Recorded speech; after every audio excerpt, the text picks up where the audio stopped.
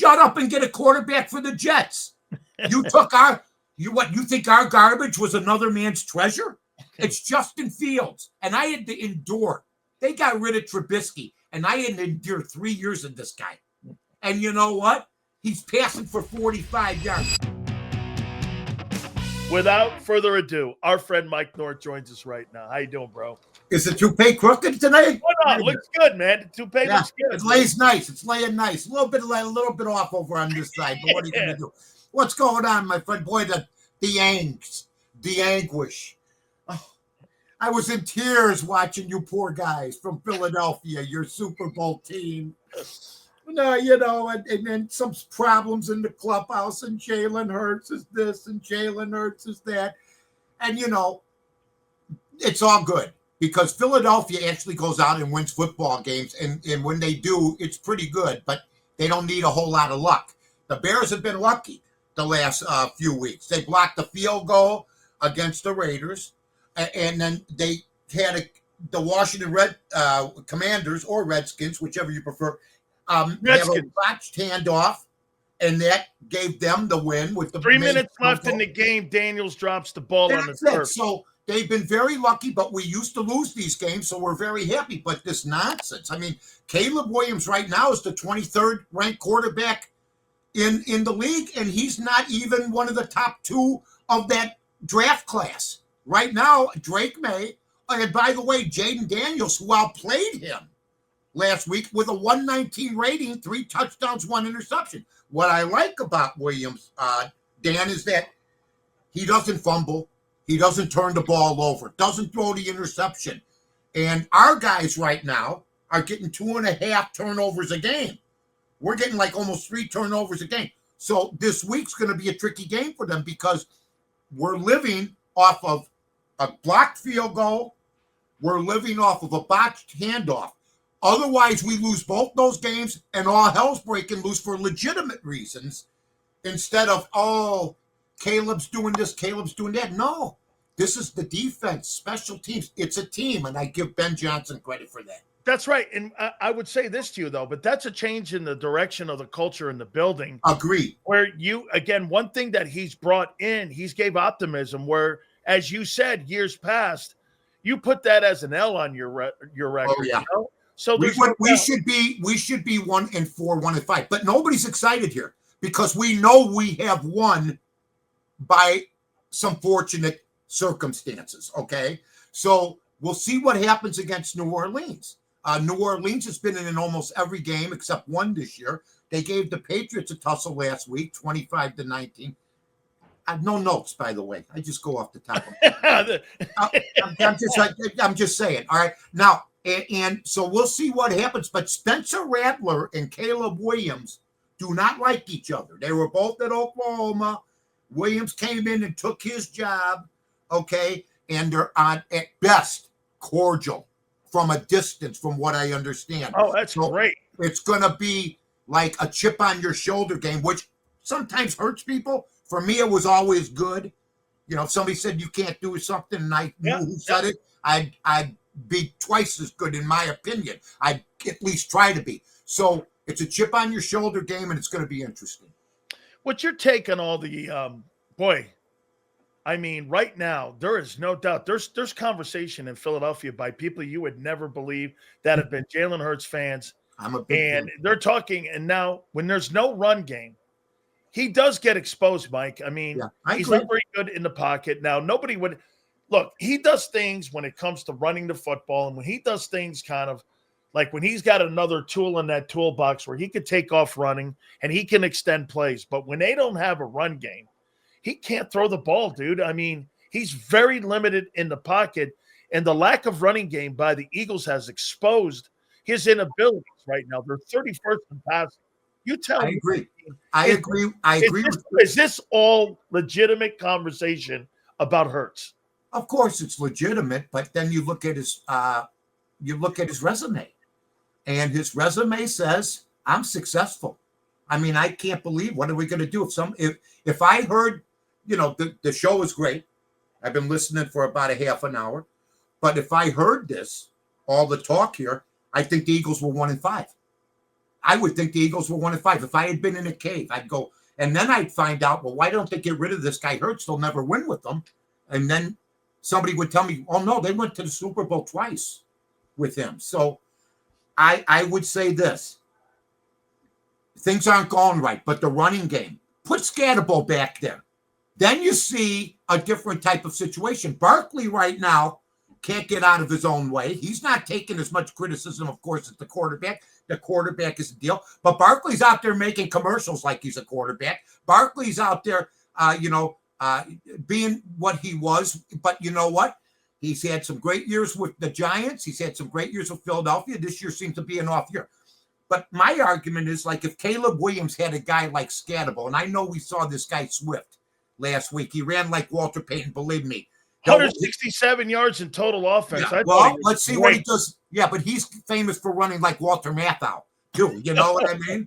So we'll see. He's not Payton, okay, but he played a Payton type of game. You put a guy like Scatterbo back behind Caleb Williams, and you know this, you're a lineman, defensive lineman. If you had a back like Marcus Dupree or Earl Campbell or Scatterbo, when you did the fake play action, you guys would stop rushing a little bit to brace yourself because you think the runner's got the ball. It is the run game. That's right. That's what makes it. So if Barkley can get something going, I think Hurts will be better too. There's no doubt that the two of them have collapsed together. It's a two-way street. And last year, the way you ran the football made him a better runner, made him a better passer, talking about Hurts. And that's what I think the Eagles got to do. Because I'll tell you what, being 31st in passing, you're fortunate where you're at right now. But I still think at the end of the day, pedigree wins out. How about this, Mike? So you think this Giant game I wrote it down here. I said, so the Giant game is more of a wake-up call, in your opinion, you think, for this team with some of the deficiencies, more than really what it's going to be things to come. Absolutely. I think that you guys, look, before I even came on this show, people in Philadelphia the last 2-3 years, and I got good friends in Philadelphia, from Tony Bruno to a Philly Godfather to all these guys. You guys all loved Roseman. You've always been like above ground with Hurts. Barkley was America's hero. You can't turn the channel without seeing a commercial. Everybody's living off the land. But we haven't addressed the fly in the ointment, A.J. Brown. Okay? A.J. Brown, by the way, I saw him with his shirt off. I'm glad that's all natural. I'm glad he built himself that way, all natural. You got a little T.O. going there a little bit there. So. A little bit. I'm not saying, I'm just saying. Of course, he's a pretty big guy, but he's a little bit of the fly in the ointment, a receiver like Terrell Owens, like you said, Chad Johnson, Keyshawn Johnson, all, chirpers. And that causes problems, and I know Hurts and him they cannot be getting along right now. No way. And that's pretty tough. But, when the game starts, and I come from the days of the Oakland Athletics when they hated each other's guts. They went out and played. And it seems it was one of the greatest teams of all time. All time. And you couldn't put, like, some days Bando and Reggie Jackson in the same room. That's right. Or Gene Tennis and Joe Rudy in the same room. Yep. Vita Blue didn't want to talk to anybody. Catfish Hunter had enough. Yep. Charlie Finley was a cheap ass. And all they did was win. And I think at the end of the day, a lot of this is drama. We never knew a lot of this stuff 30, 40 years ago before social media and before, all these stupid football shows. People overrated that don't know the game out there getting everybody riled up, I mean, we got people in New York that bash us. Oh, Caleb Williams, is he going to do this? And is he going to do that? I can name them all. Rex, Greeny, my buddy Greeny, all those guys at ESPN. Greeny's a Chicago guy, by the way. I love Greeny. Me and Greeny started together in 92. But he knows this. Shut up and get a quarterback for the Jets. You took you think our garbage was another man's treasure? It's Justin Fields. And I had to endure. They got rid of Trubisky, and I had to endure 3 years of this guy. And you know what? He's passing for 45 yards. So here's what I would say. I've been around 61 years following the game. Longer than that, being alive, thank God. Knock on wood. They're never going to win in New York. And by the way, Aaron Glenn, if he loses to Carolina this week, should be gone like Callahan. Because I watched that game last week. We're talking about how great Ben Johnson is from Detroit. Let me tell you something. Aaron Glenn is an assistant coach at best and got very fortunate. He had an offense that he knew you could play loose on defense with because they're going to put 30, 25, 28 points a game. That guy cannot coach football. And if you watch the end of that first half, he shouldn't have even been asked back. So he's the next guy in the firing line. You think he's one and done? He should be. 0-6 already. They're worse than they were the last 3 years. They are. That's a great take because they are. The Jets are worse right now than they got rid of that guy Saleh, or I never even got Salah. Yeah, better coach. They got rid of other guys that are better coaches than this guy. This guy living off the land. How about this one too, Mike? You got rid of a guy who threw for 3,900 yards and 28 touchdowns, and you put Justin Fields in there, and look at Rodgers. And you saw the geezers at Caesars last night, the 240-year-old guys going back and forth. But I mean, you replaced them with Justin Fields, like you said, who belongs in a rugby game, not in a football game. That guy there has lived a honeymoon. They kissed his ass in Chicago for no reason. They're kissing his ass out there. I mean, I keep hearing I don't hear anything out of the New York people about the problems of the Giants and the Jets over the past decades without a quarterback. It's time for them to take care of their own backyard. We'll take care of ourselves. At least we got some semblance of a winning ball club right now. Are you sold on Ben Johnson yet? No, not yet. But he's. I'll tell you this: they're making things happen. They don't give up. I think he's got, like you said, a change of the culture.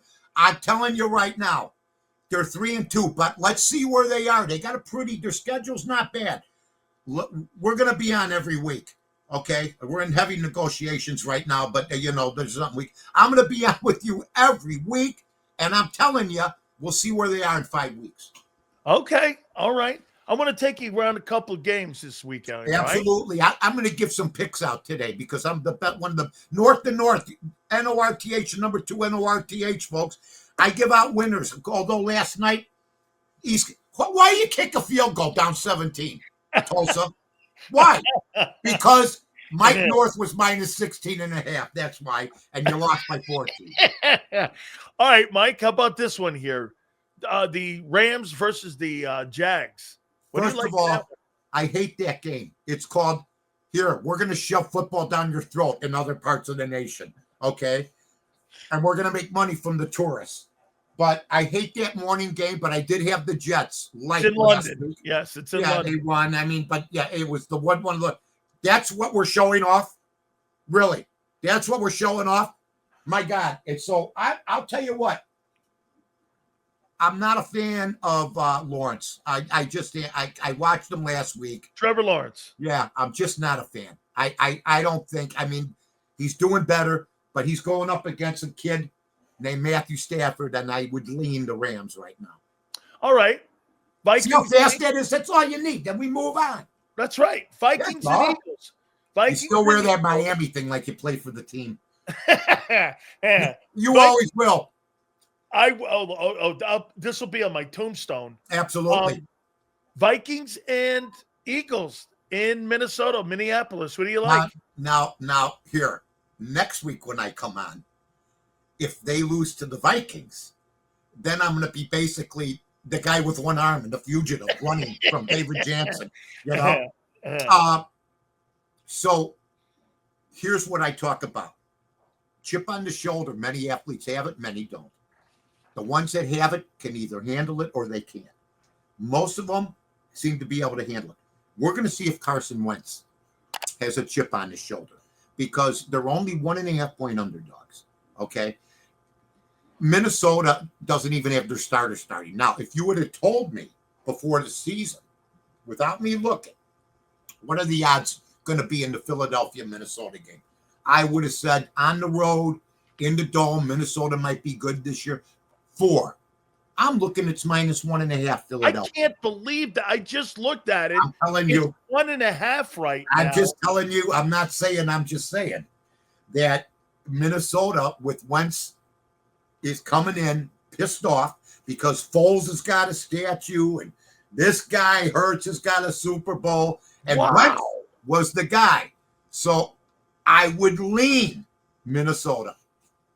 I took Minnesota because I think Philadelphia's got internal problems that nobody's talking about right now.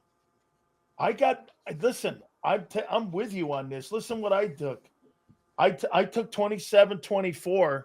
I got Vikings in this game. There's a lot of people. I'll tell you, the money right now, folks, this is information you're not getting anywhere else.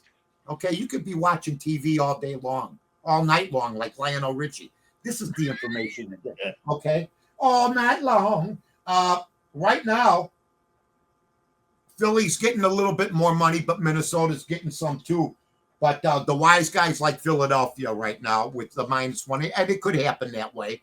But I think there's some issues going on that they're keeping pretty good under the rug at Philadelphia right now. And Wentz is a pissed off former Eagle. Wow.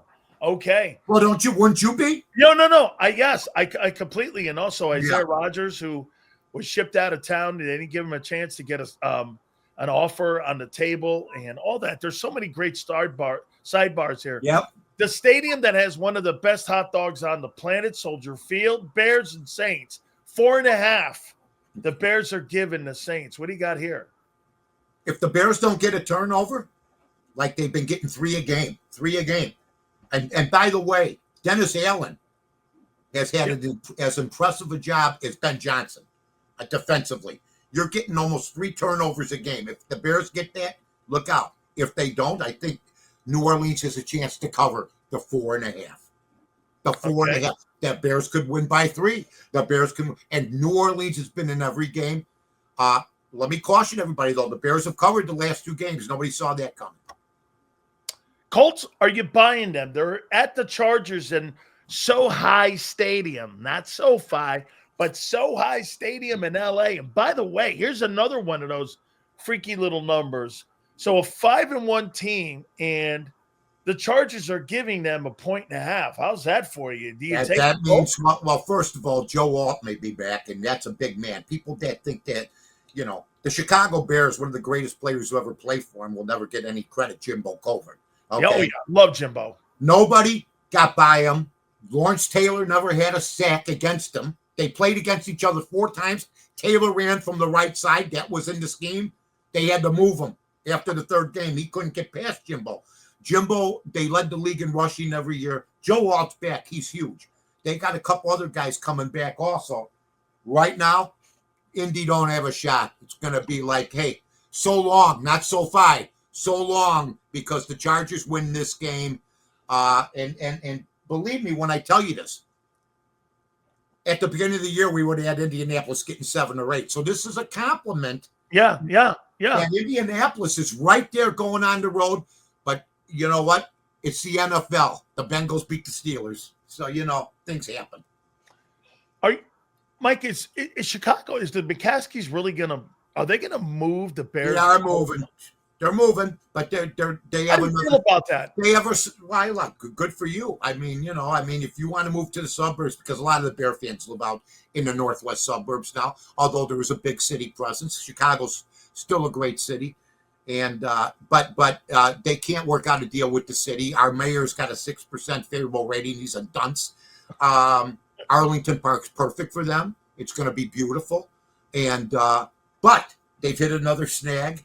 Kevin Warren is a waste of time. He was named president of the Bears 3-4 years ago. He was supposed to get this. He ran the Big Ten. Yeah. He screwed that up too. He get COVID, all that nonsense. He couldn't get it right.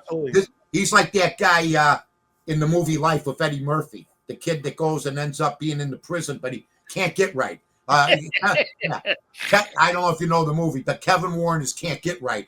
And we, in my lifetime, and I plan on living another 20 years, I don't know if we'll have a new stadium because they're already breaking ground in Cleveland. They're going to break ground they've done it in Buffalo. Yep, Buffalo. This should not be a major undertaking. You already own the land, break ground and see, but they can't. They're worried about taxes. You're worth $8 billion. Shut up. Take it. You're going to make it all back. I mean, it's so insane to be worth that kind of money and penny pinching. It's just an abuse. And then they inherited the money. I mean, you got $8 billion thrown in your lap, and I don't know if we can do that. I don't know if we. Are you kidding? You'd be teaching school somewhere. My God. Hook me up here, Mike. If I say love hooking you up, you know that. What do you mean? If I say something, off color here on this, you tell me. Please don't do it, please. Okay, whoa. I don't care. Virginia McCaskey was the worst owner the Bears could have ever had. Absolutely. That's not off color. Michael McCaskey was the worst president that they could have ever had. Me and him went at it tooth and nail. Was one of the great interviews of all time. If you ever get a chance, try to find it. I will. Back in the 90s, telling me I was silly. I go, you're silly. You just got rid of Jay Hilgenberg. You got rid of Galt. You got rid of Wilbur Marshall. You're telling me I'm silly? I love this. They say the Bears now are opening to all groups, and some of them say they're DEI and all this, and they're bringing more women in. She was a female owner for 40 years. She fell on her face, but they all kissed her ass because she was living. She went to the prom in a covered wagon, for Christ's sake. You know what I mean? My God. You know, hey, what's going on? The horses are acting up. I mean, my God. So, she was there for 40 years. And all of a sudden, they make a big deal out of everything. And we got a bunch of people that don't know what they're doing at the top, period. I got another You want to know something? Ryan Poles passed on Tyler Warren. Well, that's all you need to know. I watched Tyler Warren last. He's changed the culture, number one, along with Daniel Jones. And I watch our kid Loveland. He had a couple catches, but he's got injury problems and everything else. You had a guy that caught 105 passes. He was right there for you. And you passed and took a different tight end. If you're going to take a tight end, you take Tyler Warren. You don't experiment.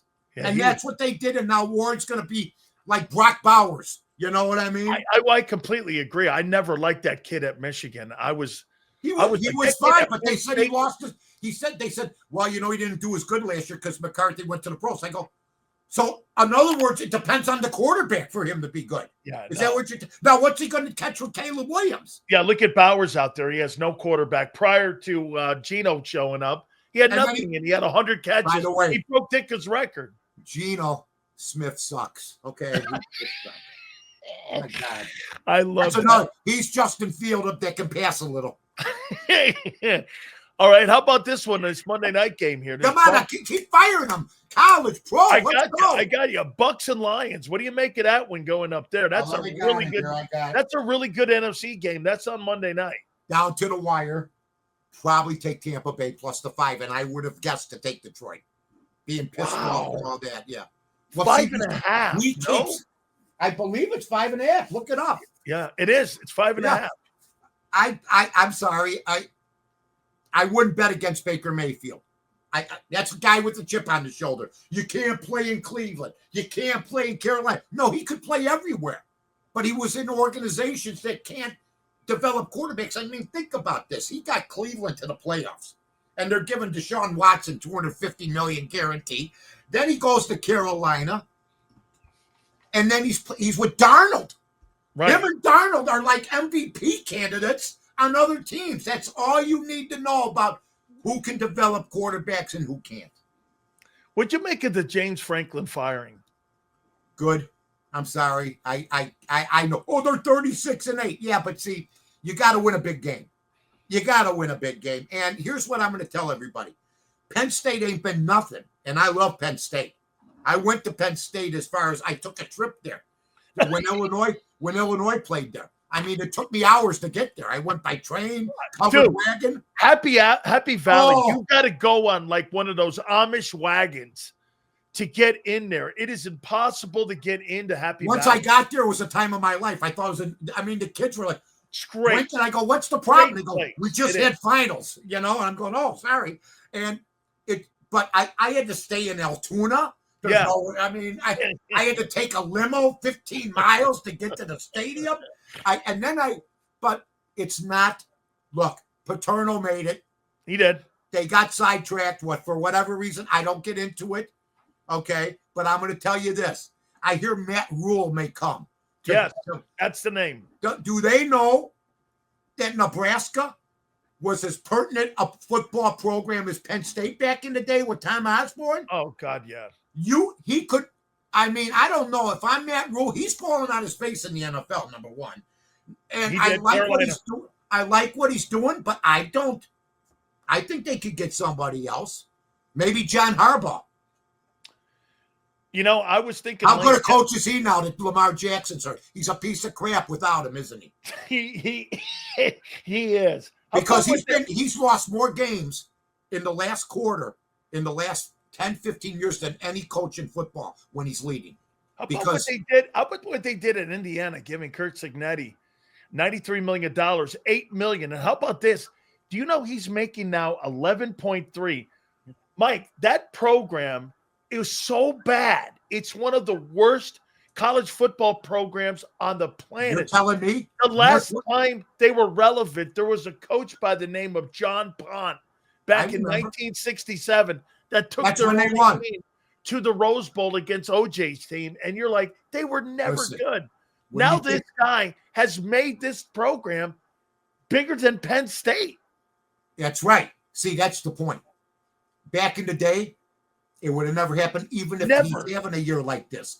The problem is Cignetti took 12 players from James Madison that he coached with. They loved him. And they went there. If you look up his first, last year, 12 transfers that knew how to play the game. And then he came on and somebody asked him, what makes you think you can succeed? He goes, because I win. Just check it out. So he came across like, hey, and he's doing it. And somebody said to me, can you believe Oregon lost to Indiana? I go, well, first, I can't believe Oregon's in the Big Ten. That's what I told them, number one. Right. But then I said, yeah, they're not playing in the Pac. They're playing in a league where they play defense, where it's bruising football. And these kids are going to sign up at USC, and you're playing at Rutgers at 11 in the morning. You're going to UCLA, and I'm not saying nothing against those teams. The Pac-12 should have never disbanded. That's just a fact of life. And the fact that they're in the Big Ten is nothing but greed. But Cignetti is great. You got me. You tried to sidetrack me. You must be friends with John Harbaugh. So anyway, I'm going to tell you right now, John Harbaugh is just another football coach now. They had a chance to cover that game last week, come close to winning it, and he doesn't have his quarterback. How about this though, Mike? Maybe their defense sucks. Maybe he's been there too long. You know, that's a good point. He's comfortable. He last one win about. He's been 18 years now. It's 18 years now. I mean, right? Good coach. I think if John Harbaugh goes to Penn State, that's the genius hire. I don't believe that if they grab Matt Rule. Oh my God, Penn State's got Matt Rule. If I was a kid and John Harbaugh's at Penn State or Matt Rule, okay, and both come in my living room, I'm playing for John Harbaugh. I'm going to give you an A for that kind of. I love that take, by the way. Yes, sir. I could tell by the look in your eyes. Joe Paterno came and recruited me, and love Joe Paterno. I did too. I still, you know what? I still love him. I know. Don't you think the problem? I don't want to get into it. I love. Don't you think the problem was that he stayed too long too? Well, before that happened, I never said that. You know what I'm saying? I mean, yeah. I just thought. But if you stay, Mike, at a place too long, you get villainized. Oh, no matter you know what? Legitimate shit happened that really caused him to get villainized. And if he knew, he knew. And I don't know if he knew, but I think that there's always mixed things. Sandusky's a piece of crap. He should have, anybody does something like that. That guy came into my house and recruited me. He was considered one of the greatest defensive coordinators of all time. And when he came in my house and recruited me, I'm like, dude, he beat me and Vinny. And, in the Fiesta Bowl that night, that was his defense. I mean, nobody knew. And I'm with you. Right. I had a great relationship with Joe Paterno. And yeah, I mean, that's just the way. You know what? He's staying forever. Yeah, that's the way it is. And, things happen. But my debate is that I don't think Penn State is that coveted job anymore because coaches all over the place now are making money. But I do know this. I sat through many a Northwestern Indiana game, okay? And believe me, It's as painful as you'll ever want to see, especially in the 60s and 70s. Dude, that Northwestern campus looks pretty good, though. They got it. They're playing on the beach now. If you look at it, I saw like they got like it's like a rugby field there, and it's on the lake. They're playing on the lake, for Christ's sake. They got sand, people laying in towels. They got 15,000 because they're building a new stadium. They didn't know where to go. In the old days, they would have tried to play at Wrigley Field or Soldier Field. They could have cut a deal. They just said they're going to play in front of. I mean, you sign up with Northwestern to play football. You think you're going to play in front of at least 30, 35, 40,000, and you don't. You're playing, you see a kid hang gliding as you're playing, as you're waiting for the ball, All right, I got one last one here for you. Good, I'm starting to wear down. Ooh. No. No, the toupee's moving. You ready? How about this here? I'm going to give you this. Indiana, Miami, Ohio State, or the field for the national championship. What do you take? Ohio State, man. So you would take one of those three teams. Yeah. I don't know if I'd take Miami, but I think that what's the record right now? Undefeated, Mike. Yeah, okay. I knew that. I don't know enough about every player on that team, but Miami is cooking. They're quick. Indiana is disciplined, doesn't beat themselves, got a great coach. They look like the real deal to me right now, IU. To me, I think it's Ohio State. I watch them. I think Ohio State's a team to beat, but I love them both. I would take them against the field. Who do you got taking there? I watch Brian Kelly. Okay. I can't stand Brian Kelly, first of all. He looks like W.C. Fields, okay? He's got the big red nose. I can't stand him either. But he left Notre Dame. You got to be out of your mind. I don't give a damn. And I know, it's restrictions. Okay. You can't get certain players. Are you kidding me? He goes there, starts to talk like this. Starts to talk with the draw. Remember? What a phony. He's from Maine. Mike, he's from Maine. To me, now here's the deal. I'm watching them against Florida. I think LSU lost to Florida this year. Yeah. Right. This is where the playoffs going to 12 teams has killed the whole deal. Because last year, he wouldn't be standing on the sidelines, just watching the action and every so often talking to his coordinator, knowing he can lose one game only or two and still get in the playoffs.